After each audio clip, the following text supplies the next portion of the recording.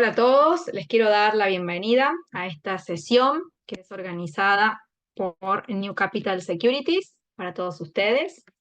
Esta es una sesión que hacemos todos los años, justamente a esta altura, ya, em, digamos, ya cerrando el año, donde queremos hacer un análisis de los pronósticos que tenemos para el año que entra en ya unos pocos días nada más. ¿Sí? Así que vamos a hacer una revisión del pronóstico para el año 2024, análisis, perspectivas, noticias, tips, oportunidades, un poco de todo para poder compartir esta noche y obviamente ver en qué nos podemos posicionar, qué recaudos deberíamos tomar y demás. Este es el email del área de soporte de New Capital, support@newcapital-mediosec.com, y esta es la página oficial que ya se les voy a mostrar en un momento, newcapitalsecurities.com. Agenden ambas, así las tienen, ¿sí? Mi nombre es María Emilia Jiménez, soy técnica en gestión financiera, diplomada en asesoramiento financiero, experta en mercado de capitales e inversora y trader. ¿Bien? Así que los voy a estar acompañando en esta sesión. Ustedes, ante cualquier duda, por supuesto, me escriben al chat, yo leo y respondo en el momento. Así que estoy atenta a lo que me vayan escribiendo todos. Vamos a comenzar haciendo una revisión. A ver, acá tengo, les he dejado en mi página de Facebook, que se llama Emilia Jiménez Trading, acá, esta noticia que habla justamente de las perspectivas económicas y del crecimiento que se espera que haya en la economía mundial. Así que yo acá ya la tengo, vamos a ir tocando algunos puntos, obviamente, porque es una noticia, como verán, no es una noticia en sí, es un artículo que es larguito, obviamente no vamos a ir leyendo letra a letra, pero vamos a ir sacando algunas ideas para ir ampliando con la explicación, ¿sí? Así que igual tienen acá el artículo linkeado para que después con tiempo ustedes lo puedan leer con tranquilidad, ¿bien? Vamos a ir tocando algunos puntos y después vamos a ir viendo los gráficos también para ir haciendo siempre ese acompañamiento que me gusta hacer a mí, lectura y gráficos. Y recuerden, cualquier consulta me avisan. Bueno, ¿cuáles han sido los principales focos de todo lo que ha venido pasando durante este año y digamos desde 2022, 2023? Ha sido la lucha contra el elevado nivel de inflación. Hay muchos países que ya lo están manejando, lo están logrando controlar, hay otros que están en una situación quizá un poco más, con más desventajas, pero lo importante es que se estuvo marcando todos estos últimos tiempos con niveles de inflación altos que de a poco han sido controlados, ¿bien? Algunos sí, otros no. Pero lo más interesante es que las economías, todavía la mayoría, está con elevados tipos de interés. Y esto lo podemos ver acá de una forma muy sencilla. Si nosotros venimos a Trading Economics, vamos a indicadores, vamos a poner tasa de inflación y vamos a poner también tasa de interés. Las dos cosas que estábamos mencionando recién en esta noticia. Elevados niveles de inflación, elevados niveles de tasa de interés. Acá tenemos los niveles de inflación. Obviamente tenemos países que ni siquiera hace falta mencionarlos, como Argentina, que es tremenda la inflación. Pero si vamos a países normales, como la gente, podemos encontrar que varios países ya han estado logrando controlar esa inflación, ¿sí? A ver si lo podemos por acá. Bueno, lo ordeno con orden alfabética, y me gustaría ordenarlo de mayor a menor, pero no se me ordena muy bien. Bueno, por ejemplo, vamos viendo, Australia todavía tiene la inflación en 5,4, es decir, que Australia todavía necesitaría trabajar bastante más. Reino Unido, 3,9, casi 4. O sea que es otra economía que también necesita seguir trabajando. Les quiero recordar a todos que los niveles óptimos a los que buscan llegar los bancos centrales es al nivel del 2%. Entonces, que una tasa como la de Australia o la de Reino Unido estén entre el 4 y el 5, casi 6 en el caso de Australia, es algo que va a llevar tiempo, ¿m? Y hay que tener paciencia en el caso de estas economías. Después, si vemos otras más que ya están, digamos, un poco más acomodadas, por unas inflaciones más bajas, nos encontramos con Alemania, España, Canadá, Estados Unidos, podemos incluir Japón, zona euro. Estas dos, tanto Japón y zona euro, son de las que mejores están. Zona euro ha hecho un trabajo muy grande porque tenía inflación de 2 dígitos, tenía una inflación muy alta y la ha logrado bajar con una buena rapidez al 2,4. Está muy cerquita de llegar al 2%. El tema es que obviamente no es solo llegar, sino también mantenerla, porque podemos bajarla muy rápido, pero tener un efecto rebote que nos lleve de vuelta a niveles no deseados. ¿Bien? Así que eso es lo que vamos a estar buscando de dar seguimiento. Japón, una economía que nunca tenía prácticamente inflación, ha llegado a niveles de casi el 3. Así que esto es para darle seguimiento y no dejar que sobrepase esos límites. O sea que eso es lo que va a estar pasando el año 2024 con respecto a las inflaciones. Todas van a estar con su trabajo para llegar a ese deseado 2%, ¿sí? Hay otras que ya directamente lo tienen a ese objetivo ganado y algunas quizás hasta se han pasado para el otro lado. Suiza tiene la inflación en 1,4 al año y acá dice porcelana por una cuestión de mala traducción, pero es China. China directamente ni siquiera tiene inflación. Esto ya es un caso nocivo, ¿sí? No es bueno para absolutamente nada tener desinflación. Es perjudicial para la economía también. Así que China va a tener que trabajar mucho porque su economía puede desacelerarse, que es otra de las perspectivas que vamos a ir mencionando para el año 2024. Así que estos son los objetivos y les planteé varios países para que ustedes vean las situaciones. Con respecto a las tasas de interés, si vemos, a medida de que se van poniendo más oscuras, significa que todas estas tasas son altas todavía. ¿Mm? Todas estas tasas son altas. ¿Cuáles son los países que tienen tasas dentro de todo normales o más o menos? El único que podríamos decir es Suiza, y hasta ahí. ¿Sí? Japón es negativa, estaría bueno que estuviese en territorio positivo, pero a partir de todas estas, son todas tasas que son un poco más elevadas de lo normal. Así que, para el año que viene, tenemos objetivo seguir bajando inflación y seguir bajando tasa de interés, o por lo menos empezar a bajarla, porque hasta ahora no la están bajando. Comenzar a bajarla para normalizar la economía y para sacar presiones, porque a medida de que las tasas están así, más altas, genera más presiones recesivas sobre la economía. Por más de que no signifique que entren sí o sí en recesión, pero generan esa presión que no está buena. ¿Mm? Acá esta nota habla de la capacidad de resistencia que muestra Estados Unidos, que viene muy bien. Japón dentro de todo todavía está resistiendo. Y a las economías que ve como que están en una situación de más debilidad por una cuestión de PBI, de crecimiento, es la parte de zona euro y China, que además a China se le suma que ni siquiera tiene inflación. O sea, no tiene inflación, no crece tanto su PBI, es una economía que está bastante frenada y que genera preocupación, ¿no? Porque no es una economía cualquiera, es la segunda más grande del mundo. ¿Bien? Voy a estar leyendo el chat a ver si alguien tiene alguna consulta. Por favor, me avisa. ¿Bien? A ver.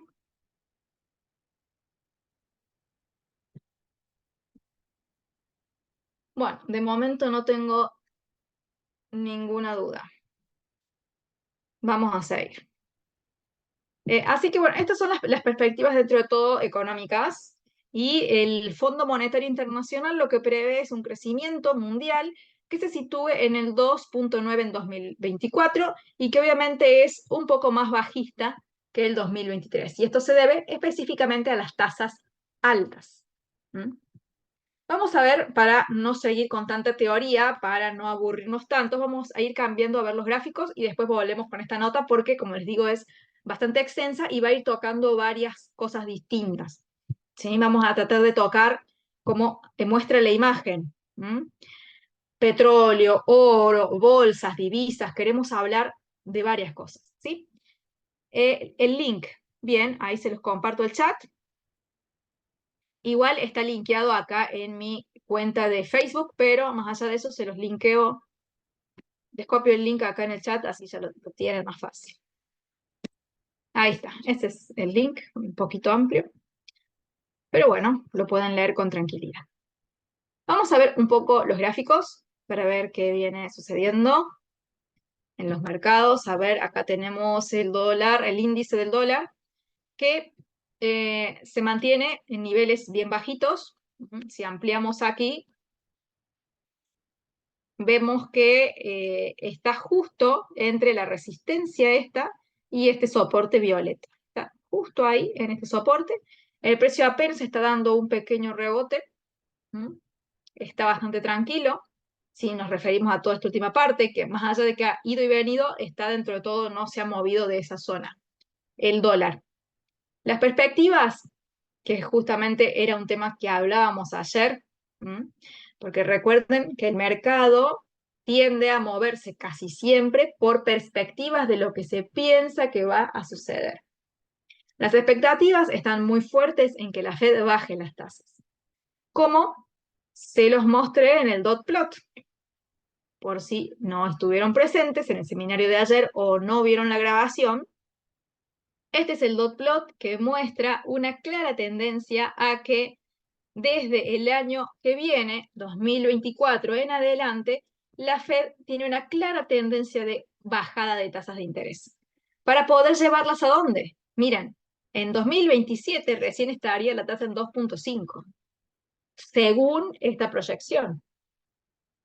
Y recuerden que si ellos esperan una inflación del 2% y tienen una tasa de interés del 2.5, significa que si, por ejemplo, alguno de ustedes tiene dinero en un banco y ese banco les da 2.5, siempre es menos, ¿no? Pero supongamos que les dé, no sé, 2.3 de tasa, por decir un ejemplo. Y la inflación es del 2, significa que ustedes le están ganando a la inflación. Están sacando un rendimiento real. Es por eso que si la tasa está en 2%, significa que se espera que la inflación esté más o menos parecida, porque no tendría sentido de que la inflación esté en 2% y la tasa de interés esté en 10. Bien. Ahora, ¿cuál es el número real? Bien. Volvemos acá a la tasa de inflación. Estados Unidos tiene la tasa de inflación en 3.1, pero así como tiene la tasa de inflación en 3.1, tiene la tasa de interés en 5.50. Entonces, si es que hay algún banco que por mantener el dinero depositado y bloqueado en la cuenta por un cierto periodo de tiempo pague esa tasa, y es que yo no vivo en Estados Unidos, no tengo banco estadounidense, y sé que generalmente casi nunca pagan ese importe, pero si es que alguno paga un poco más que la inflación, es bueno porque el ahorrista logra ganarle a la inflación. ¿Sí? Les doy un caso, por ejemplo, extremo de un país donde yo sí vivo. Estamos acá. La tasa de interés de Argentina es del 100, pero si buscamos su inflación es de 161. O sea, ¿de qué me sirve a mí depositar en un banco para que me paguen el 100% al año si la inflación es del 161 al año? Pierdo. Obvio que es mejor guardar en un banco que tenerla guardada en mi casa que ni siquiera genero intereses. Algo es algo, pero ni siquiera así logro ganarle a la inflación. Ese mismo ejemplo que les estoy dando, que se lo digo como Argentina, que esto sí yo sé que es así porque vivo acá, es lo mismo que se hace en los demás países. Pero cada país, cada banco tiene sus propias políticas, sus propias cosas, así que eso lo conoce mejor la persona que vive en cada país. ¿Bien? Así que esas son las expectativas y eso es lo que ha hecho caer, justamente este dot plot, estas proyecciones en el largo plazo, es lo que viene haciendo caer al dólar de esta manera. Y veamos que aquí hubo una velita muy interesante que no se les marqué ayer, y se las muestro, que es esta. A ver, se las vuelvo a marcar en otro color. Esa roja, ¿ven esta clímax? No llegó específicamente a la resistencia, bien prolijita, pero estuvo muy cerquita y marcó un gran rechazo. Entonces, si nosotros vemos que las expectativas en el largo plazo, porque acá sí hay expectativas, y no estamos hablando solo de 2024, estamos hablando del largo plazo, de que las tasas de interés bajen, eso va a generar una presión largo plazista en el dólar.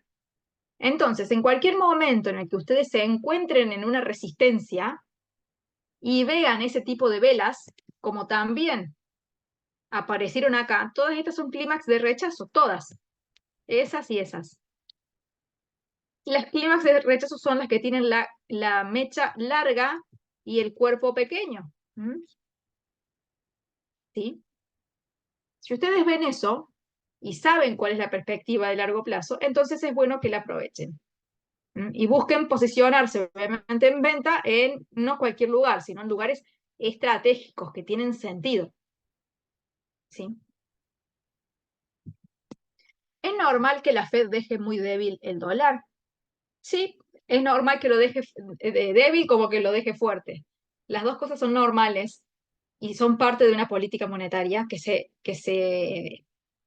se da en cada ciclo y que todos los países lo viven. ¿Por qué es bueno decir dejar una moneda débil o barata? Que es lo mismo. Tener una moneda barata para el mundo favorece las exportaciones. ¿Sí? ¿Por qué? Lo explicamos de una manera muy sencillita para acá. Tenemos el país A, que puede ser Estados Unidos, puede ser cualquiera, y el país B. Si el país A tiene la moneda A y esa moneda está muy barata en relación a lo que sale la moneda B, que está muy cara, entonces al país B le conviene comprar productos en este país porque le sale muy barato, porque su moneda es muy fuerte al lado de esta. Mientras más y más y más barata esté la moneda A, con una sola unidad de moneda B puede comprar muchísimos artículos en este país. Le conviene comprar. Y este país, ¿qué es lo que hace? Se vuelve competitivo a nivel de exportaciones. Y puede llegar a producir mucho y a ganar mucho dinero, obviamente con una moneda barata, pero son los beneficios propios de tener una moneda débil. O sea que no es que esté mal, tiene una estrategia, pero tampoco está bueno que la tengan tan barata porque se le encarecen las importaciones. Entonces, si en este caso solo si es un país que es muy dependiente de las importaciones, se le complicaría. Ahora, si es un país que es bastante autosuficiente y no le hace falta importar tantas cosas porque las produce, ya es otra situación. O sea que ahí es algo que va a depender mucho del tipo de país y cómo maneje su comercio. Hay países que son muy dependientes de las importaciones y hay otros que no. No sé que son casos muy particulares, pero una moneda barata no es algo que esté mal. Son estrategias. Y es más, se le llama guerra de divisas cuando todos los países devalúan la moneda en el mismo momento, que todos la quieren tener barata. ¿Por qué? Porque todos quieren tener competitividad. Y se le llama guerra de divisas a ese fenómeno que ha pasado. Ahora no, ahora no pasa porque todos los países tienen tasas, o los más grandes, tienen tasas de interés altas. Todos acá tienen tasas de interés altas. Entonces no podría haber una guerra de divisas con tasas altas, se da con tasas bajas. Baja la tasa, baja la tasa, baja la tasa, más barata es la moneda y se genera la guerra. Esto estamos en lo opuesto ahora. Pero puede ser que sea un fenómeno que se dé en los próximos años. Tranquilamente podría pasar. Algo parecido aplicó China hace un tiempo atrás con su moneda. Claro, China lo viene haciendo de hace rato, viene devaluando la moneda, nada más que su tasa es alta. Pero sí, exactamente, China lo ha hecho, Estados Unidos lo ha hecho, muchos países lo han hecho y lo van a seguir haciendo. Y yo creo que en cualquier momento eso puede pasar porque sería la próxima parte del ciclo. Ahora estamos en el opuesto, pero vamos hacia ese. Y podría pasar tranquilamente. Vemos las bolsas, un poquito cómo se han movido. Todas han tenido una caída abrupta y un leve retroceso muy tranquilo. Ninguna de estas dos, ni Standard Poor's ni Dow Jones, dio entrada. Pero recuerdan que ayer en el seminario ya vimos que el Nasdaq ya había roto con esta vela roja y que el precio estaba ya queriendo volver a hacer pullback. Bueno, efectivamente fue lo que pasó, el precio cayó y frenó en esta línea de resistencia. O sea que el Nasdaq, que justamente lo vimos ayer en vivo, vimos que estaba en rompimiento y efectivamente la entrada fue buena. ¿Sí? Ahora el escenario ha cambiado totalmente, dice William. Claro, porque estamos pasando de un ciclo económico al otro. Todas las economías de todos los países van pasando por diferentes etapas de ciclos económicos. Así. Donde tenés el crecimiento, el auge, la caída y la depresión. ¿Sí? Y en cada fase de este ciclo económico, las tasas de interés van cambiando. Cuando estás en depresión, ¿qué hacen con las tasas? Las bajan para que la economía se recupere. La economía se empieza a recuperar, se empieza a sobrecalentar y se tienen que dar cuenta que acá las tasas no las pueden mantener bajas, las tienen que subir. Cuando las suben mucho y las mantienen, la economía se empieza a frenar, frenar, frenar hasta que empieza a caer. Si cae mucho, la empiezan a bajar a la tasa. Y así. La tasa de interés es una herramienta que de cierta forma crea los ciclos económicos. Se baja la tasa para dar crecimiento a la economía y se sube la tasa para frenarla y bajar la inflación. Y se van creando estos ciclos. Nosotros hemos estado todo 2022 en no específicamente porque haya una depresión económica, no siempre coincide con que haya una depresión, ojo, pero estuvimos en el ciclo de tasas, hablando, tasas bajas. El 2023 hemos estado en esta etapa de subida y ahora estamos en etapa de mantención, próximamente para caída de tasas. ¿Sí?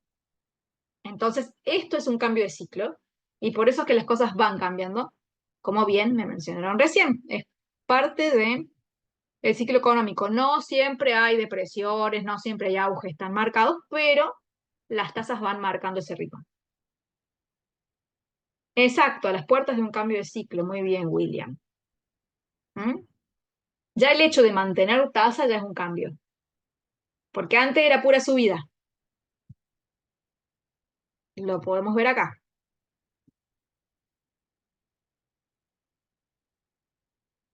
Vamos a ver la tasa de interés de Estados Unidos. Agosto. Agosto fue el último mes desde abril del 2022. A ver qué marco con un marcador. Desde abril del 2022 hasta agosto 2023, las tasas lo único que hacían era subir. Desde agosto hasta diciembre se han mantenido. Y capaz que se mantenga un tiempo más. Pero va a llegar un momento en que de mantenerse cambia a bajada. O sea que tenemos tres fases. La de alza, la de mantención, que no pasa nada, y la de caída. O sea, ya estamos en otra parte del ciclo. Por el hecho de haber mantenido, es como que es una bienvenida a lo que viene. Así que sí, muy bien. Esto es parte de lo que son las perspectivas para el año 2024. Y todos los países de cierta forma van a enfrentarse a eso, salvo Japón, porque Japón nunca ni siquiera empezó a subirlas. Fue el único país que se quedó atrás con una tasa de interés, a ver vuelvo acá porque estoy en inflación en la otra, fue el único país que se quedó con una tasa de interés negativa, jamás la subió. Suiza la subió. Suiza la tenía en menos 0,75. Ahora la tienen 1,75. No la subió tanto, pero pasó de negativo a positivo. Japón nunca. O sea que Japón se va a perder, se perdió todo el ciclo del mundo y ahora cuando las tienen que bajar, él sigue bajo, o sea, no sé qué va a hacer. Va, va a destiempo. Y en un mundo globalizado eso no es bueno, porque todos dependemos de todos. Y estar desfasado de lo que hace la masa, por más que uno dice que corriente, pero es así, la economía se mueve así. ¿Mm? Así que vas a saber qué pasa con Japón. Vas a saber si lo puede soportar o no, ojalá que sí, pero que va con desventaja y va a destiempo, eso seguro. Así que esto es parte de las perspectivas 2024 con respecto a tasas de interés, con respecto a inflación. Pero hay otra parte que contribuye a lo que es el ciclo económico, que es el PBI. Vamos a ir a indicadores, y es acá donde Estados Unidos tiene una ventaja, que otros países quizá no la tienen tanto. Y vean acá, Estados Unidos tiene un crecimiento de 4,9 de PBI. Y si vamos a, por ejemplo, China, esto es un PBI anual, el 1,3. Ya si nos vamos obviamente a PBI trimestral, ahí muchos ya dan lástima directamente. Pero miren, Australia 0,2, Reino Unido 0, zona euro directamente ni siquiera crece, decrece, se achica la economía. Sudáfrica, Canadá, Japón, ¿sí? O sea que hay países que están con un nivel destacado y hay otros que están peleando. ¿Bien? Y todo esto también, esto negativo que nosotros vemos, es consecuencia de tasas altas. Hay países que tener las tasas tan altas durante tanto tiempo les pasa factura y hay países que todavía no, como Estados Unidos. Y ustedes se preguntarán por qué. Y bueno, no es casualidad que sea el país más grande del mundo, ¿no les parece? Más grande a nivel económico, me faltó dar ese detalle. No a nivel territorial, a nivel económico, es el más poderoso. ¿Mm? Entonces, no es casualidad que pueda resistir todavía a una tasa alta y no haya entrado en decrecimiento. ¿Sí? Miren acá, la solidez de la economía estadounidense podría impulsar el crecimiento mundial. ¿Sí? Una economía que tiene una capacidad de resistencia resulta especialmente sorprendente, es lo que les estoy mencionando acá. Es lo mismo que dice esta noticia, nada más que se los estoy explicando con mis propias palabras. ¿Qué ha pasado? Estados Unidos se ha enfrentado a un aumento de precios, o sea, inflación grande. Ha alcanzado niveles de tasas de interés agresivas, pero a pesar de todo, tiene un nivel de resistencia especialmente sorprendente en su crecimiento. ¿Sí? Así que esto es muy importante para tener en cuenta. Si se mantienen las tasas altas, debe caer el mercado de renta variable y es lo esperable. Pero no cae el mercado. El mercado está ya puesta con las expectativas de que las van a bajar a las tasas. Por eso es que todavía no está cayendo. ¿Sí? Mientras la economía de Estados Unidos esté fuerte, mientras las expectativas de que las tasas vayan a caer sigan, el mercado va a tener potencia. El tema es que no aparezca ninguna otra noticia que empañe eso. Que Estados Unidos de repente se desacelere la economía, que la inflación se acelere, que las tasas no vayan a bajar. Cualquiera de ese tipo de noticias puede llegar a nublar ahí sí las bolsas. Pero de repente están fuertes. Este retroceso acá del Nasdaq que lo vimos ayer en vivo, bueno, o las otras. Está bien, son retrocesos pequeños, no son muy significativos. ¿Sí? Ya las bolsas tuvieron una caída gigante, o sea, comparado con esto, por supuesto. Si vemos, a ver, todo acá, voy a poner en temporalidad más grande porque si no, no se ve. ¿Mm? Yo les decía que las tasas comenzaron a subir de forma agresiva a principios de 2022. Acá es 2022. O sea, toda esta caída de las bolsas fue producto de que acá, en este periodo, estábamos con el momento en el que el ciclo de las tasas era alcista, cuando estábamos así. Ahora hace tiempo que estamos así, para después bajar. Entonces, como acá la expectativa era de que iban a subir solamente, no había horizonte de que las tasas bajaran, las bolsas caían. Cuando ya se empezó a barajar la posibilidad de que la economía le estaba yendo bien, que la economía era resistente, que la inflación estaba bajando, se empezó a decir que las tasas iban a caer, que ya había perspectivas, entonces ahí las bolsas están subiendo. Y esa caída pequeña que vemos está ahí, muy chiquitita, ¿sí? Pero las bolsas ya sufrieron los efectos de las tasas en su momento. Obviamente ahora todavía se mantienen fuertes las bolsas, como lo vemos acá, y mientras no surja ninguna noticia que amenace la integridad en el crecimiento económico de Estados Unidos, va a ser difícil que las bolsas caigan tanto como ya lo hicieron anteriormente.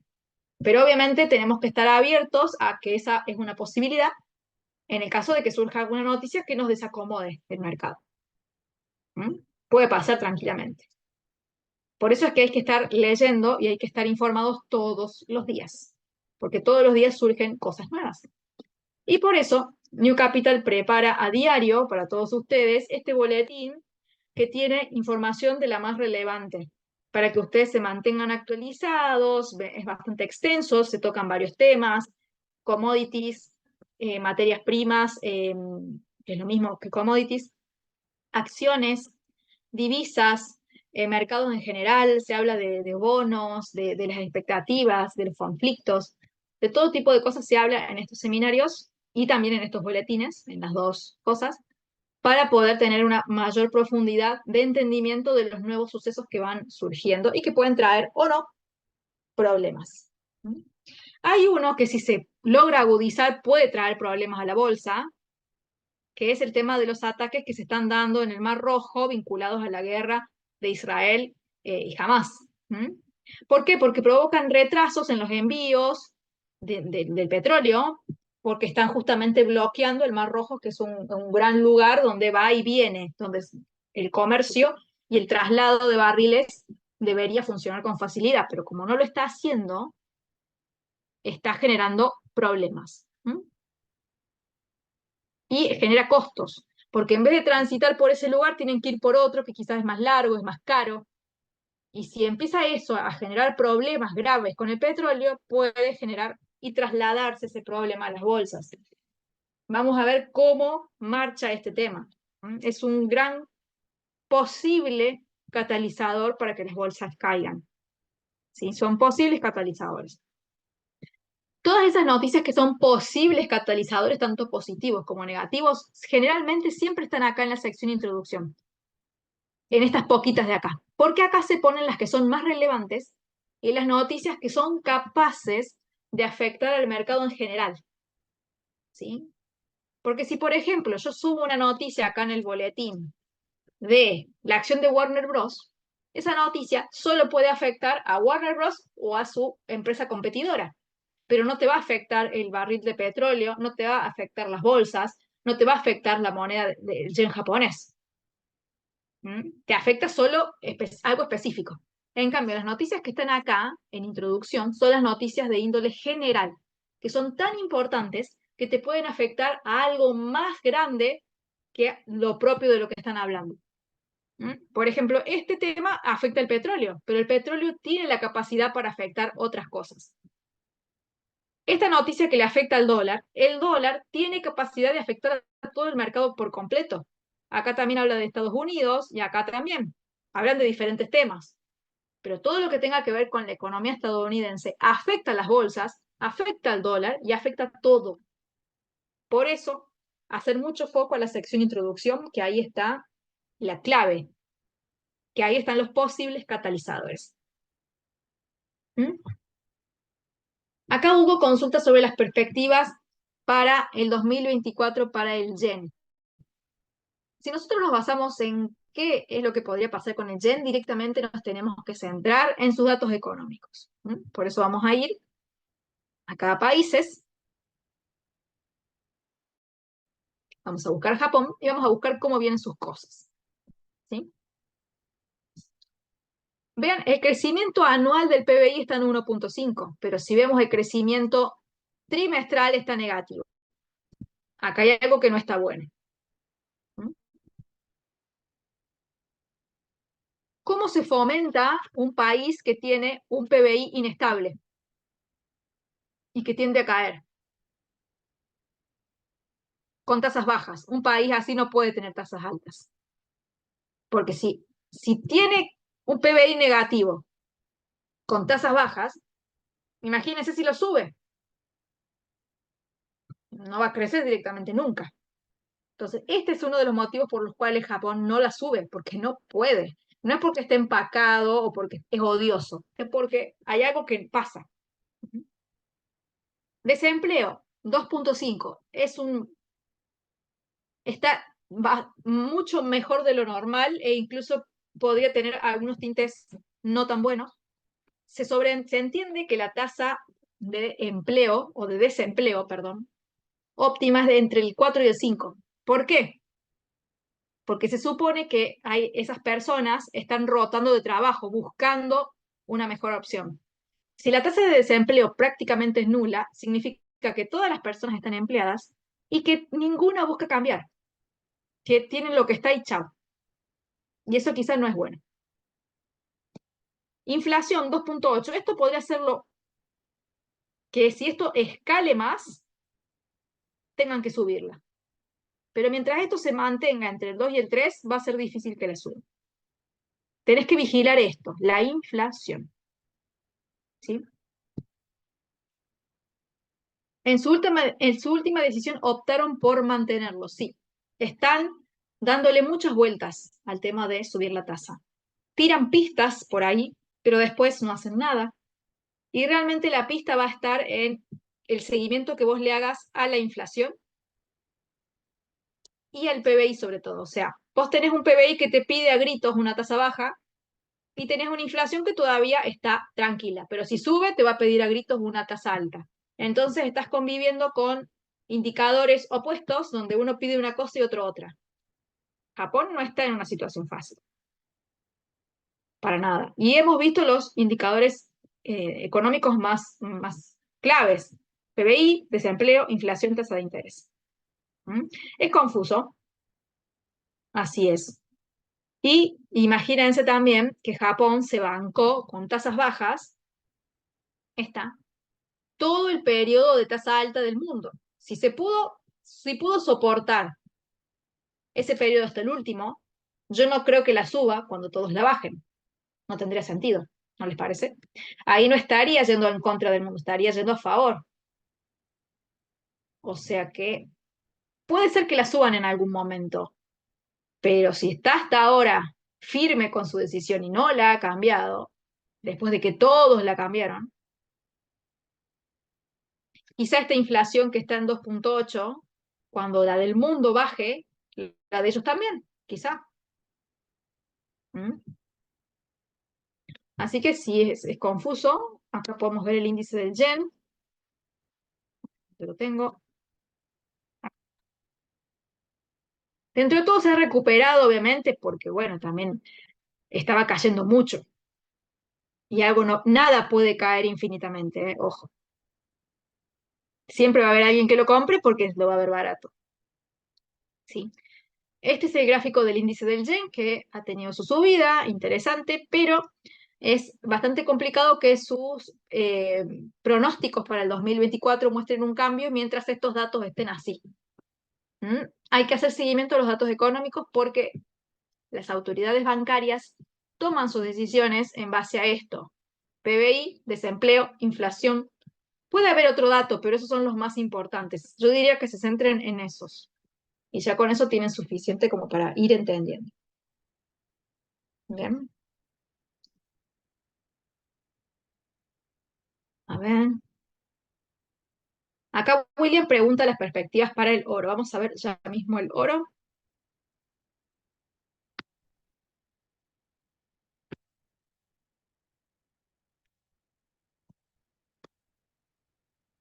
Bueno, vamos a verlo primero en un marco temporal más grande, cosa de ir viendo que sucede en un plazo un poco más largo y después vamos a ir a un plazo más pequeño. Voy a sacar todas estas, pues son señales de boletines anteriores para que no molesten la imagen.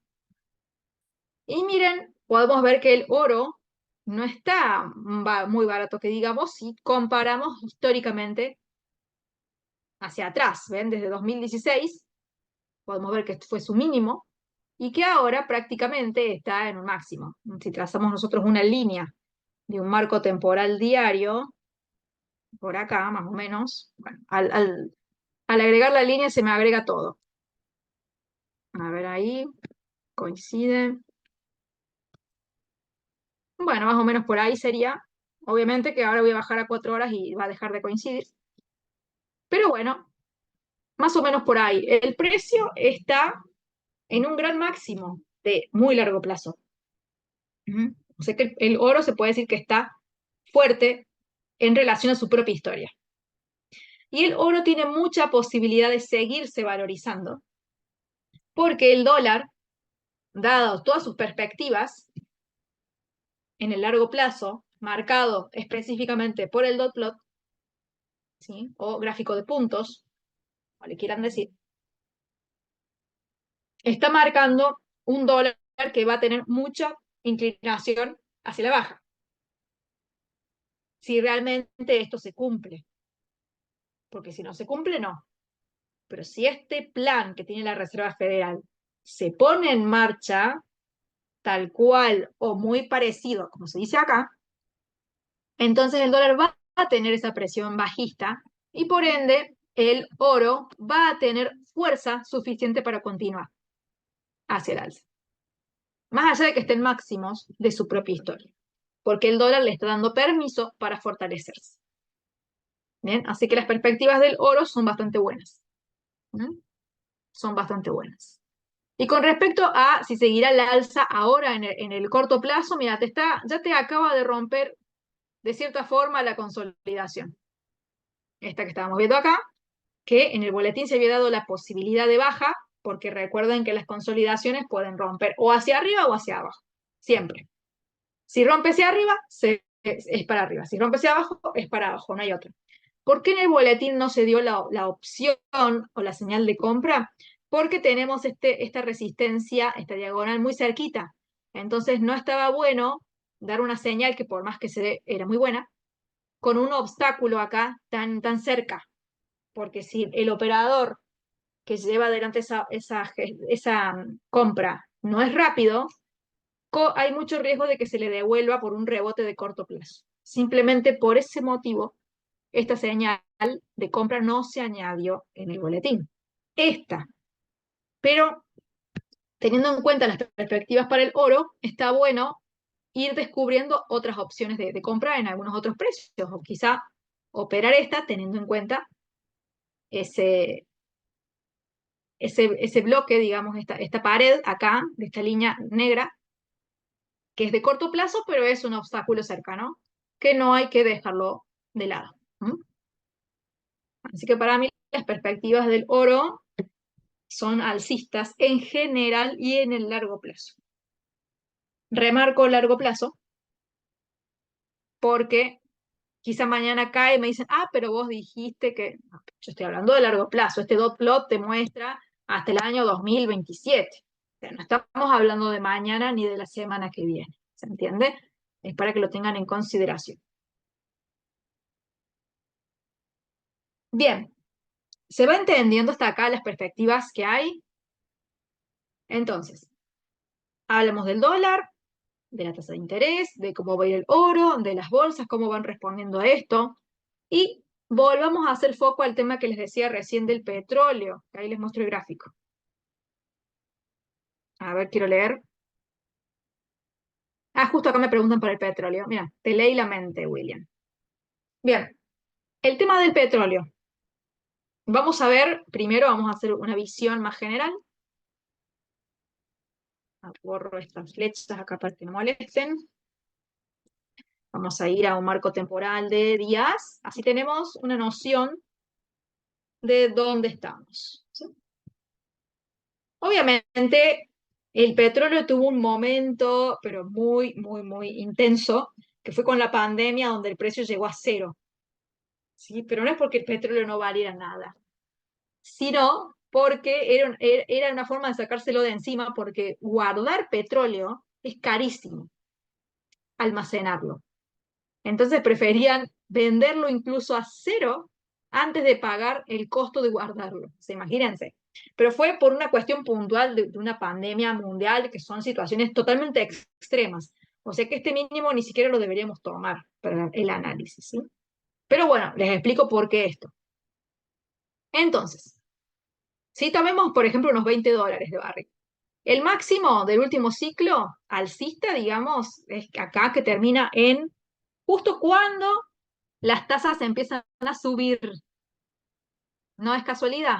En marzo del 2022, cuando las tasas de Estados Unidos empiezan con su ciclo alcista, el petróleo también sufre las consecuencias. Mientras las tasas estaban bajas o en cero, el petróleo estaba de fiesta, más allá de la caída que tuvo acá. Bien, entonces ahora se mantiene, tuvo una baja y ahora está dentro de todo bastante lateral. Vamos ahora sí a volver a un marco temporal de 4 horas, vamos a volver las líneas de dibujo que estaban trazadas para que nos ubiquemos nuevamente donde estamos ahora. Y las perspectivas de momento para el petróleo, por una cuestión de fundamentos, justamente por esta noticia que les hablaba de los ataques que se dan en el Mar Rojo, donde es un lugar donde hay mucho tránsito de commodities, de petróleo sobre todo, si se provocan retrasos por estos ataques, se encarece el precio final del producto que transita por ahí. ¿Mm? Porque imagínense, si yo produzco barriles de petróleo y justo la zona en la que yo produzco y transito y traslado mi producción está en problemas, tengo que seguir satisfaciendo la demanda de mis clientes. Tengo que seguir vendiendo, entonces tengo que buscar la forma de trasladarlo por otro lado y quizá con otro tipo de mecanismos y voy a encarecer el costo y ese costo se lo tengo que trasladar al cliente.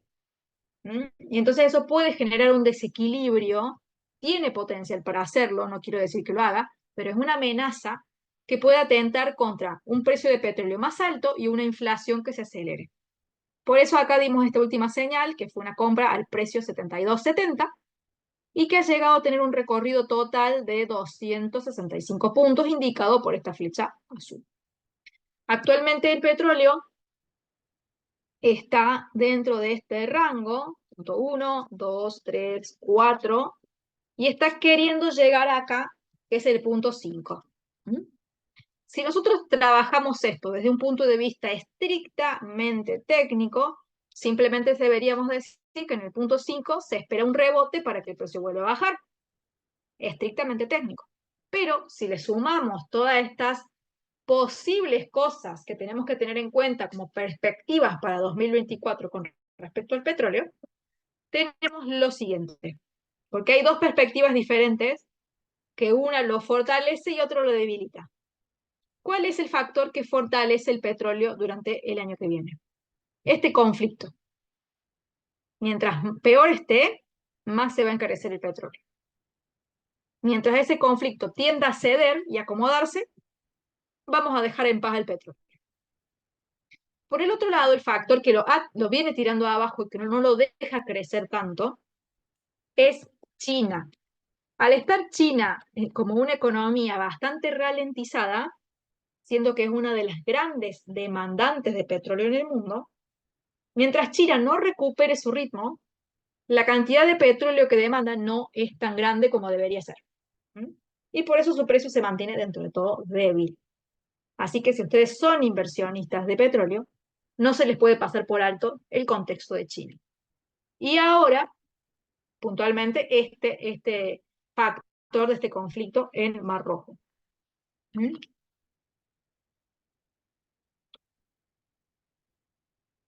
Ya que vamos hacia un punto 5, un posible punto 5, deberíamos marcar entonces un soporte. Esto es puramente técnico, no tiene nada que ver con el fundamento. Ahí. Y si el precio del petróleo empieza a lateralizar, frenar y empieza a romper hacia abajo, ahí sí podría estarse confirmando el punto 5 acá, porque no rompe hacia arriba y rompe hacia abajo de la aceleración, entonces sí se produciría el giro esperado en esta zona, técnicamente hablando. Así que por eso grafiqué esta línea de soporte como para darle un contexto mayor a ese rango del precio del petróleo. ¿Sí? Con respecto a Bitcoin, que es otro activo que tiene perspectivas muy interesantes para el año 2024, porque tenemos tres cosas. Se espera que aproximadamente en enero, no recuerdo, creo que será mediados, 14, 15, se espera que se aprueben los ETFs, que es un factor alcista para el petróleo, para el Bitcoin, perdón. En abril aproximadamente se espera el tema del halving, que es otro factor alcista. Y también se espera, abril-mayo, que la Reserva Federal baje sus tasas, que también es alcista para el Bitcoin. O sea que Bitcoin tiene una perspectiva 2024, por donde la veamos, con varios factores bastante alcistas. Como factores importantes. Obviamente pueden aparecer otro tipo de factor que le aporte negatividad, como exceso en regulaciones, frenos por parte de la SEC, que algún exchange como Binance sea bastante más demandado, que sea obligado a cerrar. Pueden surgir grandes cosas que aporten una carga negativa, pero principalmente las más relevantes son estas. Hay que estar abiertos a posibles otras situaciones, como siempre digo.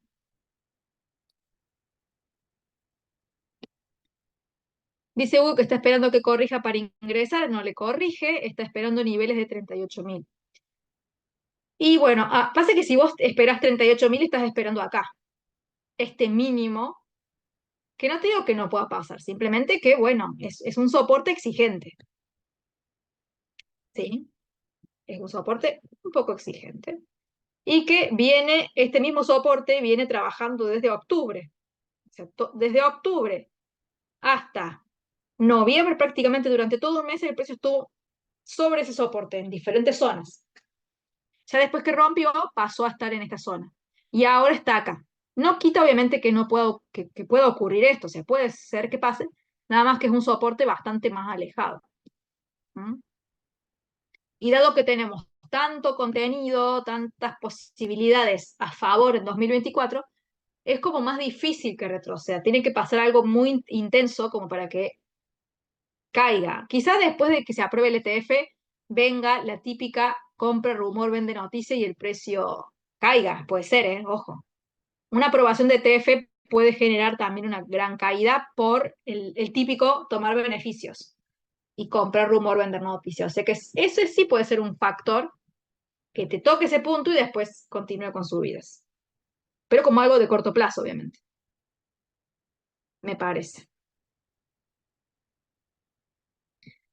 Bien, hemos tocado bastantes puntos, divisas, índices, commodities, tanto oro, petróleo, Bitcoin.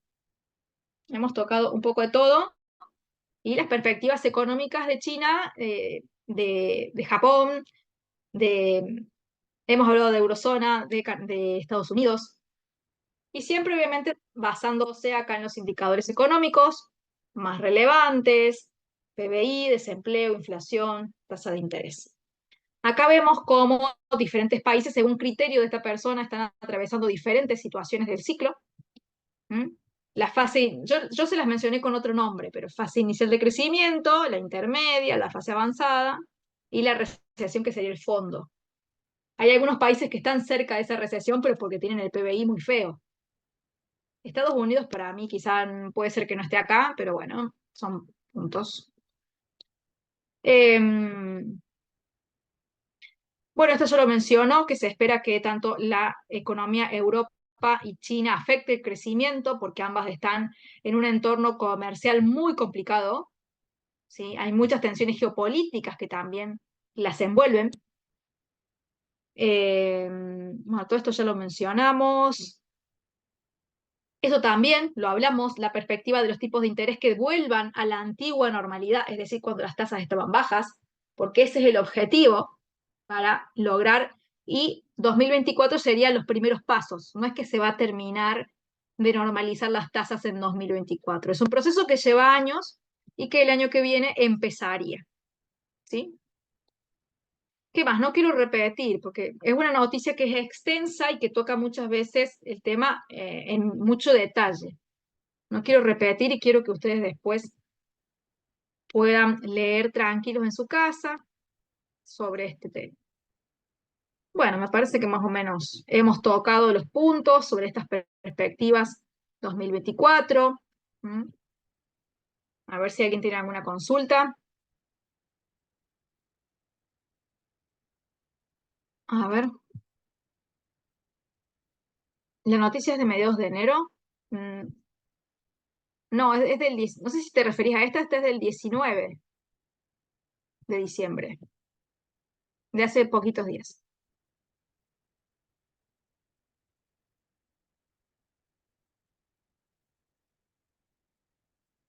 Ah, el dato del ETF de Bitcoin. Sí, perdón. Es la fecha límite. A mediados de enero sería la fecha límite para que la SEC, que es la Cámara, eh, perdón, la Comisión de Bolsa y Valores, apruebe este ETF. Lo puede desaprobar también, ojo, eh. Si lo desaprueba, Bitcoin también se podría desmoronar bastante. Pero las probabilidades hasta ahora muestran que lo más posible es que se apruebe. ¿No? Pero bueno, son posibilidades siempre. ¿Eh? Y sí, es a mediados de enero la fecha límite. Es algo que es un pedido de permiso, básicamente, que se ha introducido por empresas que son agentes, como podemos decir, fondos de cobertura, fondos de inversión, que hace tiempo que lo vienen pidiendo, varios meses, nada más que la comisión tiene fechas para ir haciendo adelantos de esa solicitud.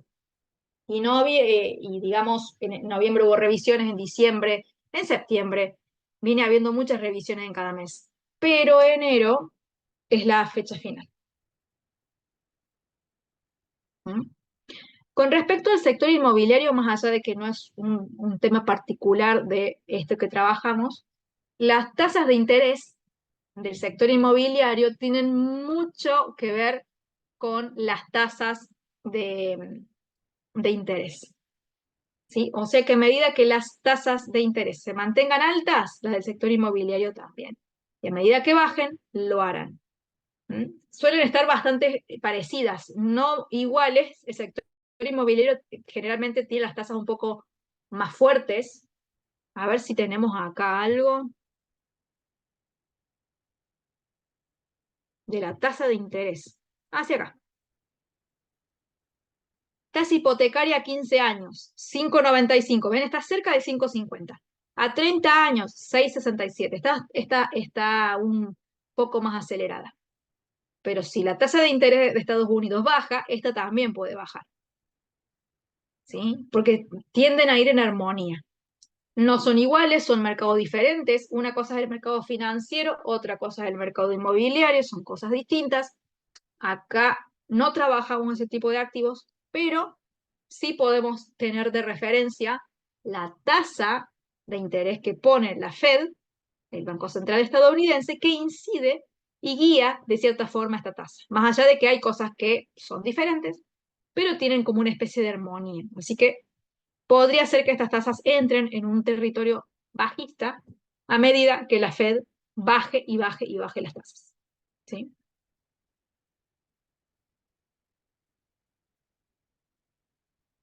Así que sí, básicamente la respuesta a la pregunta de William, claro, a medida que las tasas de referencia vayan cayendo y las tasas del sector inmobiliario también, va a ser mucho más fácil para las personas acceder a esos créditos, porque les van a ser más baratos.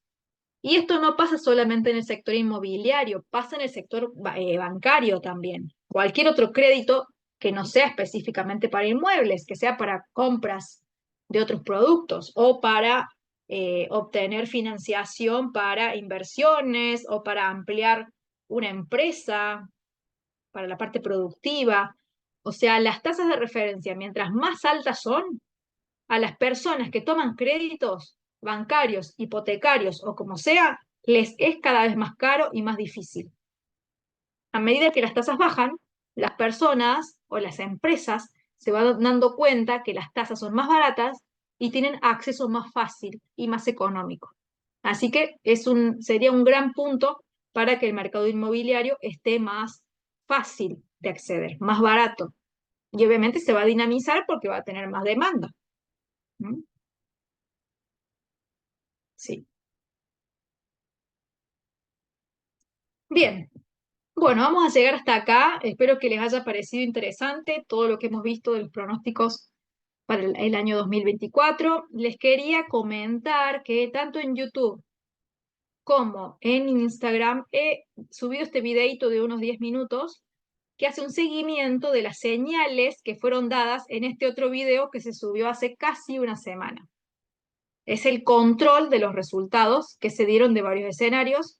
Está tanto en este canal de YouTube como acá en Instagram, que es este, acá están los dos uno atrás de otro, para que lo vean y lo utilicen para hacer seguimiento a sus entradas, lo usen de complemento.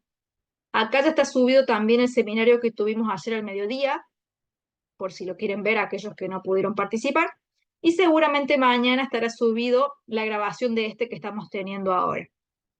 ¿Mm?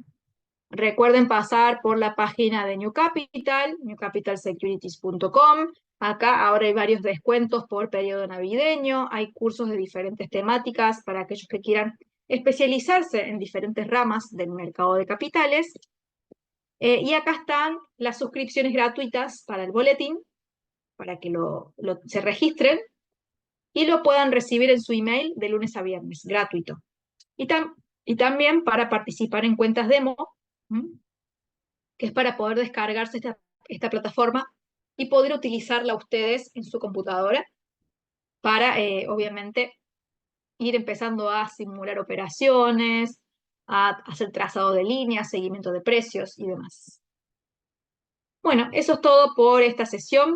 Espero que les hayan disfrutado. Mañana se subirá la grabación y los espero a todos la semana que viene con próximos seminarios y obviamente les deseo a todos una feliz Navidad.